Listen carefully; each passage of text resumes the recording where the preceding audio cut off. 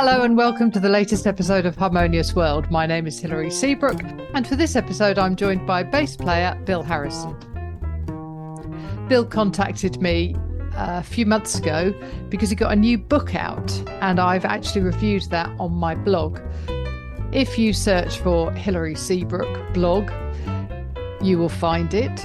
And I read Bill's book alongside that of Munir Nasser, and both of them were fascinating. That blog post was on the 7th of August, so do have a look at that. You might find it interesting. It tells you a lot more about the book. I hope you enjoy listening to our conversation.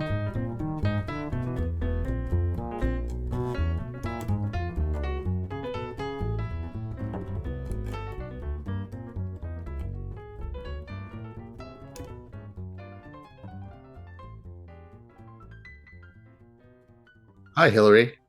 Hi, Bill. Nice to see you properly. Tell me first, give me the potted version of how, because obviously people can read your book, but tell me And they'd better. Absolutely. Don't make me come over there. Give me the potted version of your becoming a bass player. Well, it's got a lot of twists and turns, but essentially, when I was just starting middle school, which here is 7th grade, so I was 12, I wanted to not be in choir and not be in music appreciation classes, which is what was required in my suburban school. And so I went to the band director and I said, "Hey, I want to play the drums." And he was like, "Too many drummers.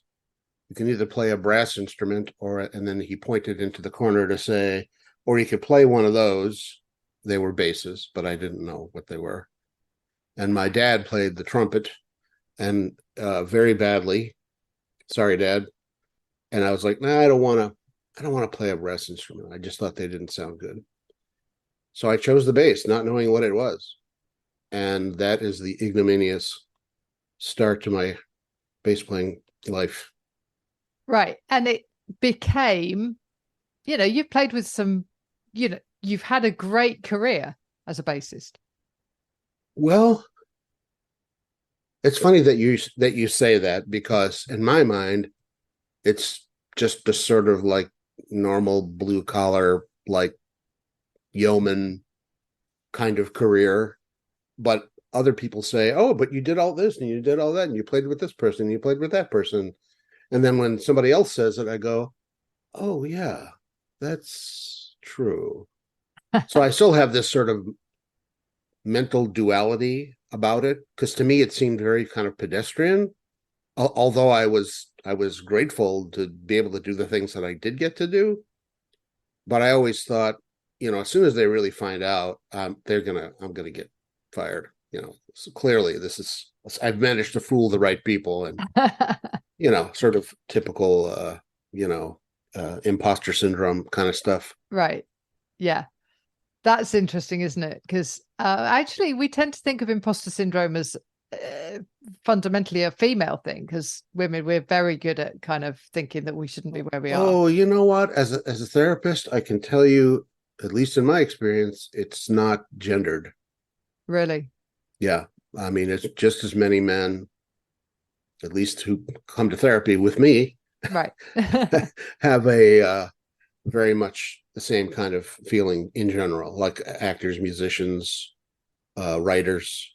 Seems like it's kind of, it's not universal, but it takes a strong ego, I think, in general, to put yourself out there in the world. But along with a strong ego also goes, I think, tremendous anxiety that, you're going to be harshly judged, even if you're very confident. You're vulnerable. You're kind of showing or telling or playing for the world, and it's real. It's not, you can't phony it up. It's just who you are. Right. And actually, as you say, sometimes it's other people looking at you going, "Wow, what you do is amazing." That you go, "Really?" Right. Yeah. Exactly. Yeah. Sounds like you have some personal knowledge of that as well. Absolutely. Yeah. And I think it's kind of what makes us human as well, because that self-deprecating thing. Right. I forget who it was. My wife was just telling me this. Oh, she just came back from a literary festival because my wife is a very good poet. And she was there talking to someone who had read my book. And this friend of hers, also a poet, was saying, one of the things I really liked about it was that, you know, Bill comes off as real, not somebody who's trying to just sort of shine up their reputation. And to me, that's like the best compliment, that I didn't sound self-pitying or self-justifying or self-righteous or any of that kind of stuff. Because I think if you're gonna tell your story and have it be not just a bunch of humorous anecdotes, I think you're in service Right. to others, and to come off as a know-it-all is to be, kind of a jerk. And who wants to read that book? No, that's right. So yeah, that's really what I had in mind, and sort of what I tend to be self-deprecating anyway, you may have noticed. Yeah. But I really wanted to make sure it came across in the writing as well, even talking about sort of that youthful arrogance that I had, that was kind of my defense against being an idiot, essentially, when I was, first starting in the music Yeah. business. I didn't really know anything. I just was like, okay, well, I'll just show up and play and hope for the best. Yeah. Yeah. Your book is really interesting because I think it does that. It feels like you're telling the story because you're worried that if you put a gloss on it, somebody else is going to come along and go, oh no, I don't remember it that way, I remember it this way. So if you tell it the way it is, it's out there and it's done. Well, the way it is, according to me. Well, yeah. I'm certain that other people who were involved in some of those stories might have a different interpretation. Yeah. But yeah. Just between you and me, I tell them, write your own damn book then. Absolutely. And I think you're absolutely right. I won't put that in, but Yeah. you're right. You're right. You can put it in if you want to. I'm fine with that. It's true. It is true. Yeah, because memory is malleable, and we construct our own memories about things, and I think our brains tag certain things, especially if they're emotional, and then we have to find some way of reconstructing it so that it makes some sort of sense. And of course, there's a lot of evidence about this in neuroscience. If we were to go back and play the videotape, if there was such a thing, our versions of it would not match up to what the reality was. It's not possible. No. One of the things I often say about my life in the 80s and 90s is that we weren't taking photographs. We certainly weren't taking photographs and putting them online for everybody to see. That's right. So there's a lot of stuff that I either misremember or don't remember at all. And somebody will say, oh, do you remember when we went to such and such? And I'll be like, I don't remember that at all. But, there we go. Yeah, I have 3 grown children my son is in his mid-30s now. My daughters are in their early 30s. And I will say, hey, remember that time? And they'll be like, no. And then, of course, they have their memories of certain things that have been obliterated from my memory. So Anais Nin, the writer. wonderful writer, journalist, or journal writer, not journalist, says, this is a paraphrase, we don't see the world as it is, we see the world as we are. Wise words. And I think, yeah, and she's not the only person. I looked it up once, and there's been a whole sort of history of people saying something similar, but I just like the way she put it. Yeah. Then I get to say the word Anais too, so that's good. That's a great word. So we've got on now to your new career as a psychotherapist. So how did you evolve from being a bass player, standing at the back, thumping a bass to sit, being a psychotherapist? How did that happen? Uh, okay. I know this one. Uh, I shall try to keep it contained. Well, I was just reading some letters that I received from my parents when I first went to college in 1974. And in one of them, my mother says something like, "Oh, and if you want to pursue your interest in psychology, maybe that would be a good career choice." This is when I was already in college, majoring in. I was actually a film major to begin with.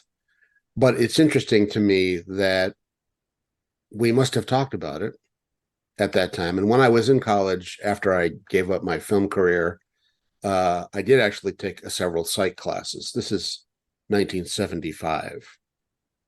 So even way back then, and I remember reading several important kind of texts from the time of what was kind of going on in contemporary psychology.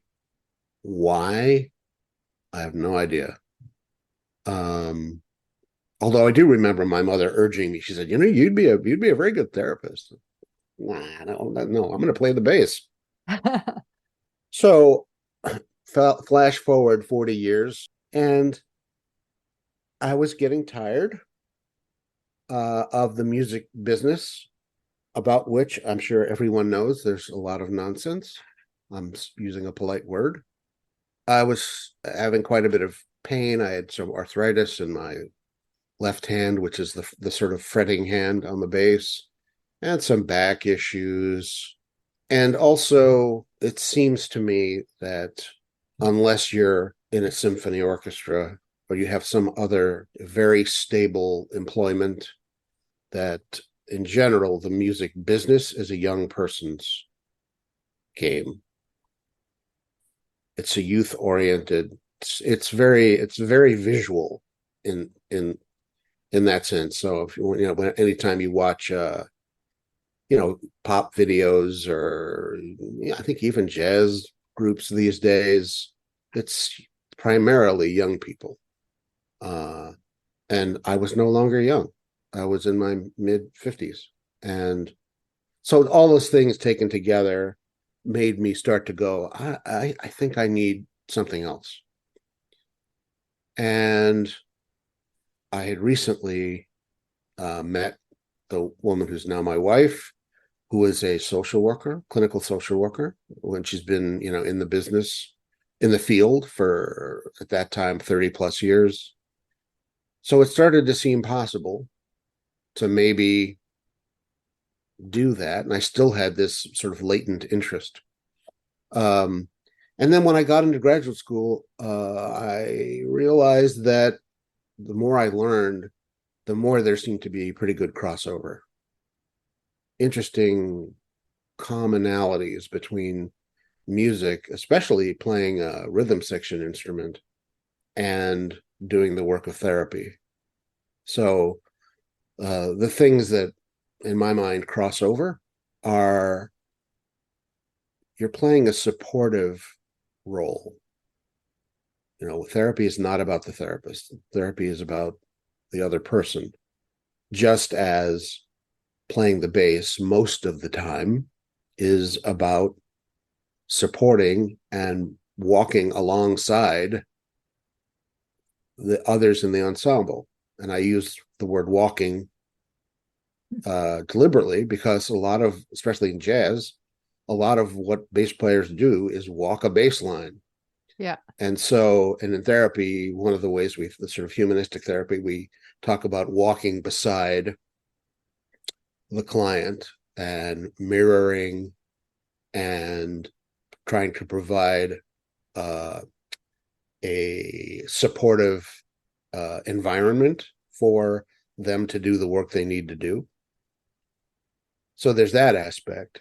Then there's the being able to listen carefully. If you can't listen well as a bassist, you cannot succeed in all these different ways.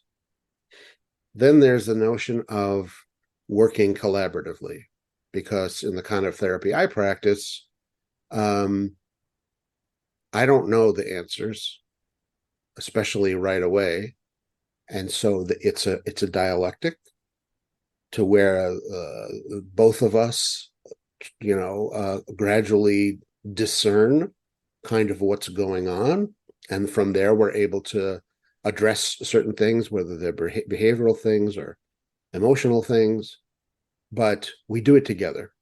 It's not a one-way situation, and so there's a sort of ensemble collaborative uh, environment, which is, to me, again, as a musician, that was what I liked the best about playing an instrument that was so kind of gregarious. It's not there are bass soloists, and there's some really great ones these days, and but primarily most of what we do is, again, it's being collaborative, being the sort of backbone of whatever the band orchestra is.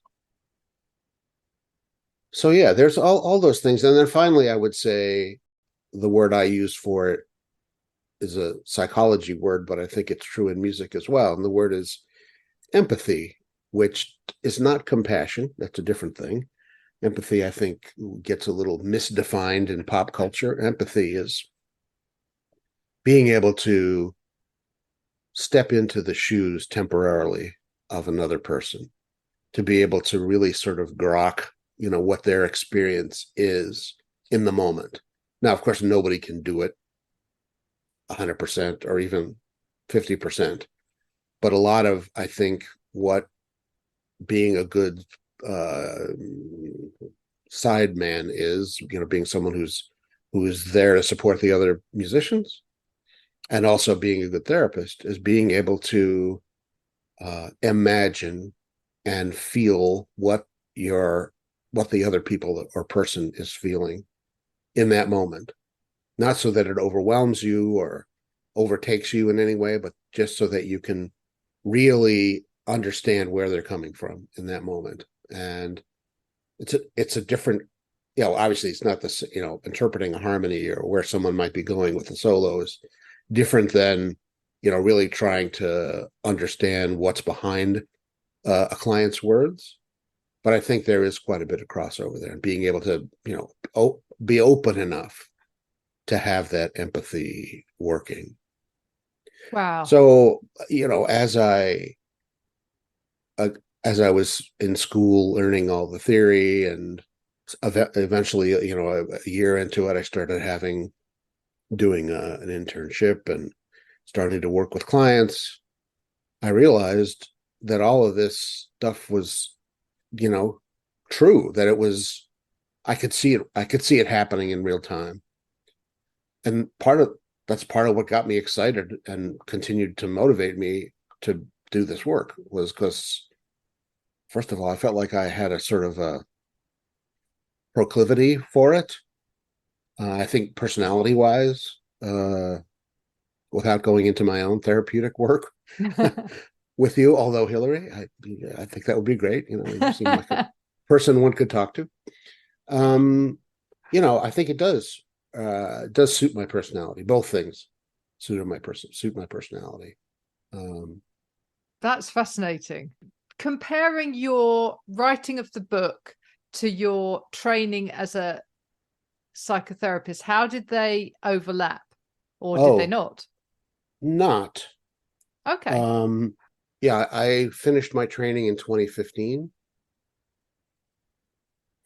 and I think maybe I started developing some of the material for the book in maybe 2018, 2019. It's a little fuzzy because I was doing a lot of just kind of free writing at that time. I really developed a daily practice, and there were a lot of stories about my music career, about family life, about what was, what's the weather like today, kind of Right. whatever I came up with that particular day. And then it wasn't really until the pandemic that I started to shape what I had, the material I had, into something that I thought maybe could be a book. Right. Yeah. So I had the experience of several years of being a therapist before I started to at least try to articulate, what Yeah. the crossover was. I know I was feeling it and talking about it, and when I was in supervision with my mentors, people, I know it's interesting to me. It's not that interesting, like we were saying before. It's like, well, whatever. It seems normal to me. But people would say, well, that's interesting. Why did you go from this to this? And I had to really sort of think about, well, yeah, what's to do a little self-analysis. Why did this seem to be the thing, and why does it work? And I'm Yeah. not the only bass player that became a therapist. Right. There are others. Okay. There That's are it. others. It's scary. There's others out there. Be careful. Yeah, and who knows what they're thinking when they're standing there behind you playing and Right? Just because yeah. you're paranoid doesn't mean people aren't after you. Excellent. That is really fascinating because I had a certain sort of hesitation about interviewing you, not because I didn't think you were a good guy or whatever, but because I was like, well, is this going to become my podcast, which is about interviewing musicians? Is it about something else? But actually, your musicianship has probably completely infiltrated your life of, of psychotherapy. I love that word, infiltrated. It's very subversive. Yeah. I like it. Yeah, that's true. I Yeah, think that's because absolutely true. I think the word infiltration is actually right, because that whole filtering, that you can't filter out who you are as a person just because you're a No, psychotherapist. no, no, and nobody can. No, no. That whole that sort of cliche, going to therapy. Oh, it's like Freud. The client is lying on a couch and the therapist is sitting there smoking a pipe, and Yeah. the idea that the therapist is a blank page. That Right. was sort of the old fashioned, like, I'm not really here. Whatever you imagine about me is your projection. And so therapists, it was a very kind of one person sort of. I mean, it never was, but that was the theory, was that the therapist was, a complete blank screen. Yeah. And of course it was, I'm going to use the word nonsense again because I Yeah. don't know. This is a family podcast, right? Right. Yeah. Thank you. So yeah, so in the last 50 years at least, there's been these, the models of therapy are that it's a two-person, there's two people there, not Right. one screen and one person. No. And so yeah, I can't help, nobody can help bringing in who they are into the therapy session. And a lot of the people I work with now, speaking of infiltration, are performing artists. I specifically chose that as a sort of a niche, because I know what that's all about. And yeah, and when you're trying to first form a therapeutic relationship, an alliance with someone, so that there can be some trust and some laying down that conduit for real communication. If someone's in the business of music or theater, or anything performing related, and even fine arts, especially, I have several writers. I have a fine art painter in my clientele now, and so if I'm working with an actor, a musician, a dancer, uh, I've had a couple of comedians. They don't have to explain to me No. what that life is like, Right. and that's really helpful. It speeds up the process, and I think we can share a language, and so right away there's a bond that forms Yeah. surprisingly quickly.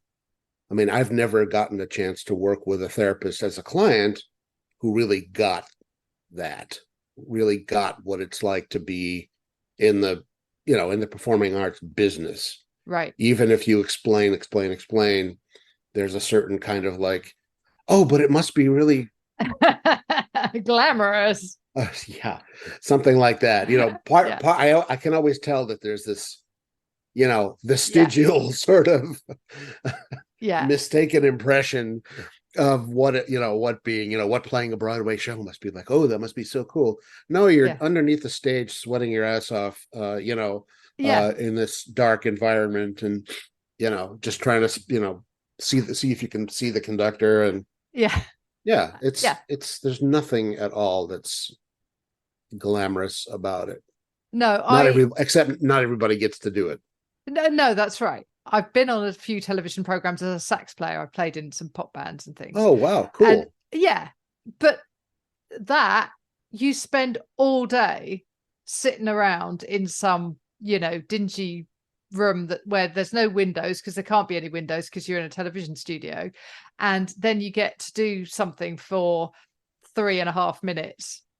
And then you have to hang around because they need to look at the lighting and they do something else. Then you have to do it again. And it's, people go, oh, wow, you were on that. And it's like, yeah, that's great. And it's cool. And it's nice to look back on it and all of that. But don't think that it was all a barrel of laughs all the time, because it wasn't, Wow, Hillary, you totally get it. Yeah. I didn't realize that you were a saxophone player. Yeah. And actually, that's when I started doing this podcast during lockdown. It was my lockdown project. One of the things that I found myself having to do was to explain things to my listeners and ask questions in a way that, so I knew the answer, but I had to sort of get people to say things to try and get that my listeners to be able to understand, because they won't have ever been in the situation that you and I have been in terms of doing gigs and coming home at 3:00 in the morning when it's, all of that. Yeah. Wow. I did not know that. There you go. So no wonder I can see you nodding your head and smiling with the smile of recognition.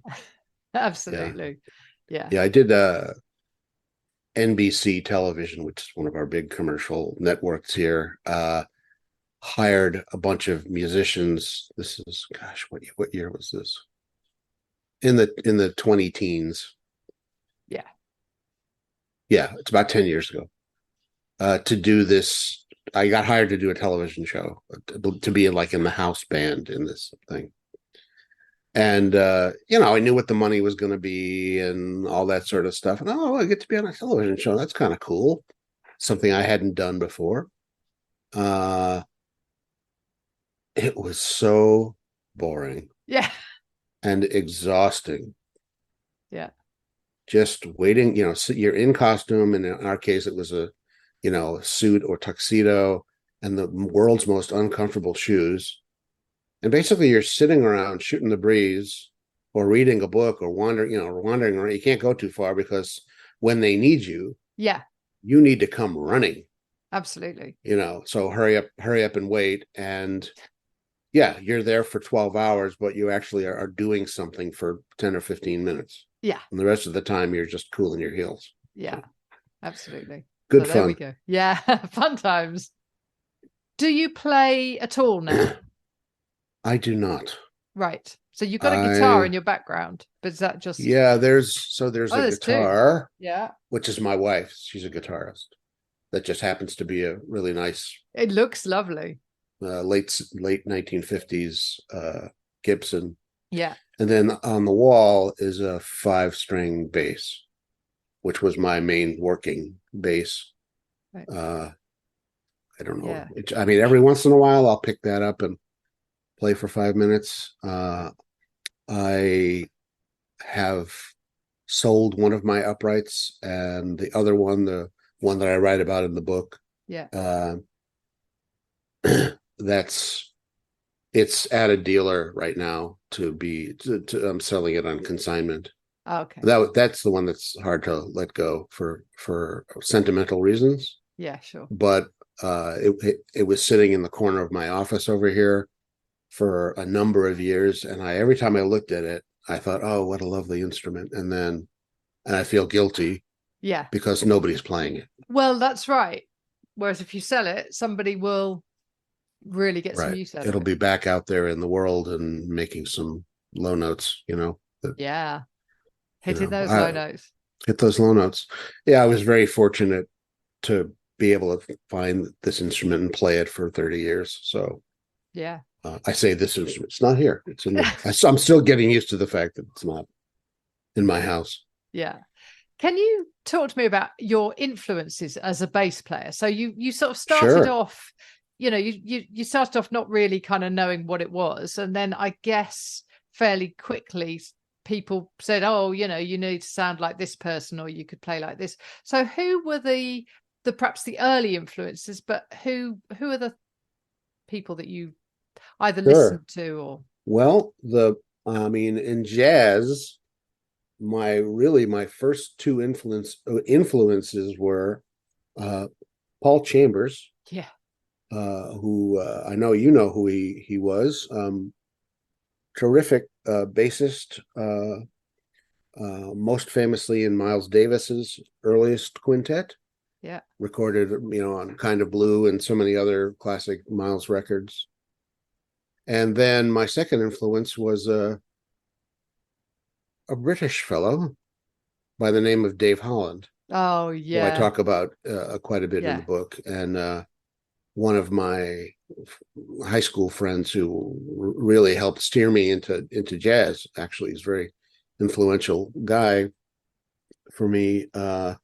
Played me a record that had Dave Holland on it, and I was just completely floored by his playing. And so, yeah, for the longest time, I would say between those two, Paul Chambers for more of a sort of traditional kind of playing, and then Dave Holland for his creativity, technique, ensemble playing in whatever situation. And then I kind of fell in love with his music before he really showed that he was an interesting composer as well.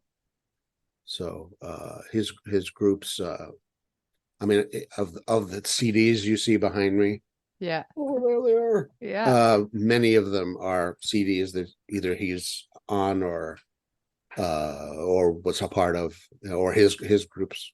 Yeah. Yeah, yeah.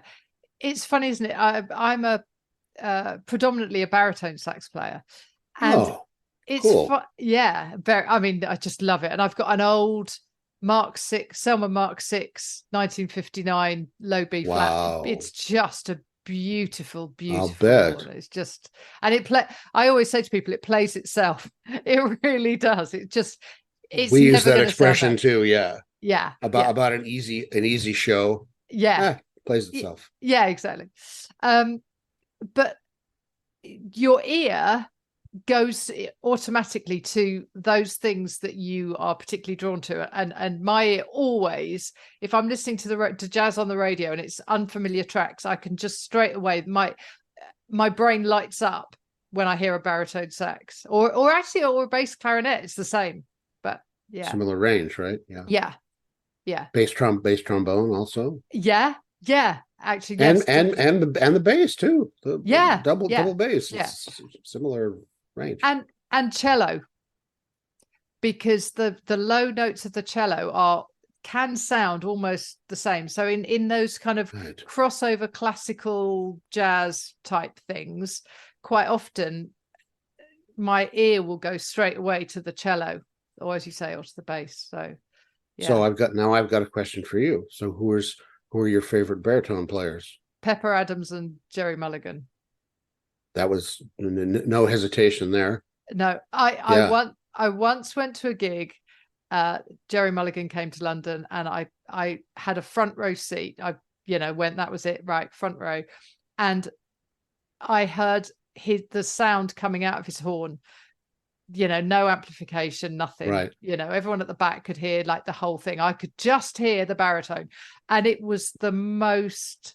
I still get chills just thinking about it. It was just amazing. I don't know about in your family, but in mine, we didn't listen to music all the time, No, and it was just it was kind of part of life, but not. Yeah, I not know every some, day. right, I know some musicians who, oh, I sang or played in church, and Right. my father loved, Benny Goodman or something, and we played that all day, or some classical music. We just it was just not that way. We were more of a sort of a regular B flat kind of music's in the background kind of family. Yeah. Yeah. But So not like a friend of mine who some years ago I sort of started talking about music and everything. She went, "Oh, I don't listen to music." I went, "Well, not all the time, but no." She said, "I literally never listen to music." I said, "Well, what about when you're in the car?" No, and it was like, I don't get that. I just don't. Somebody who that's literally music is not a part of her life. that's strange. Absolutely. Of course, you do listen to music when you're out in the Oh, world. You watch a movie, there's most likely music. but there's no connection with music, and not only is there no connection to you and music, but you're not making the connections, because you don't go, "Oh, wait a moment, isn't that Beethoven?" Or, "Wait a moment, isn't that a bit of Bach?" Right, Or right. you know those things that I think, especially those of us who are musicians at heart, we do without even thinking about it. Yeah, one of the things about not being, a musician anymore is, well, two things. One, I'm not in the clique. I'm not in the club. No. You know what I mean? I do. And the other thing is, no matter how much I try, I cannot listen to music like a civilian. No, I can't never. just go and just sort of enjoy it, let it wash over me. No, I don't have it on as background music when I'm doing something else. no. I just, that is no longer possible, which is fine. But every once in a while, I kind of wish Yeah. that I could Yeah, do it. I find if I'm trying to do any sort of other work, or I'm planning stuff or anything like that, if I've got music on, I have to turn it off, because I can't not listen to it properly. My brain is just can't split that much. Right. Well, we're similar in that, and I think most musicians are like that. That we just cannot listen without analyzing, without focusing, like you said before, focusing in on a certain part of the Yeah. spectrum or a certain instrument or something like that. It's just Yeah. can do. This has been an absolute joy, Bill. Thank you so much. Well, for me as well, and I really enjoyed talking to you, and I got to learn about you as well, which is great. So Yeah, thank you for that. sure.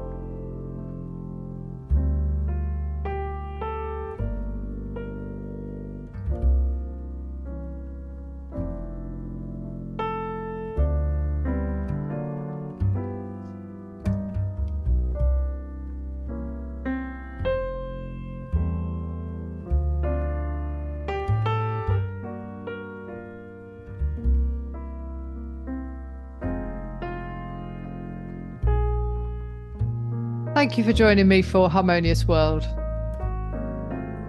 I hope you enjoyed listening to that conversation with Bill Harrison.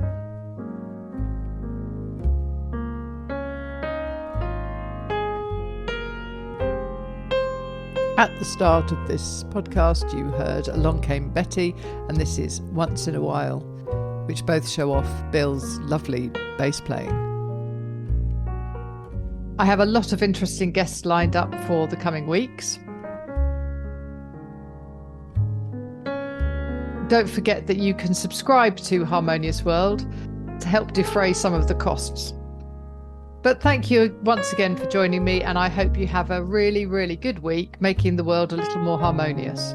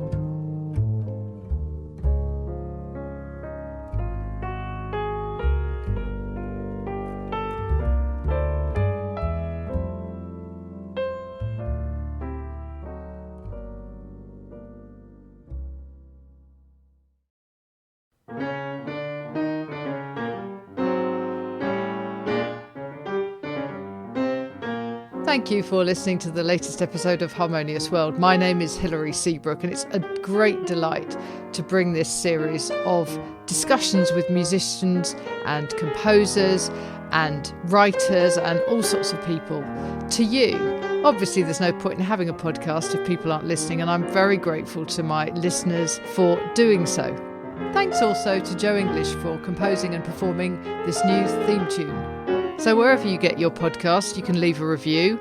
You can share this with your friends and family, either as a link or on social media and that sort of thing. I'd be really grateful for that.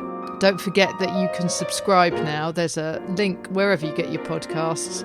So have a great week, and please remember why I started this, which is just to try and make the world a little more harmonious. Thanks for listening to Harmonious World.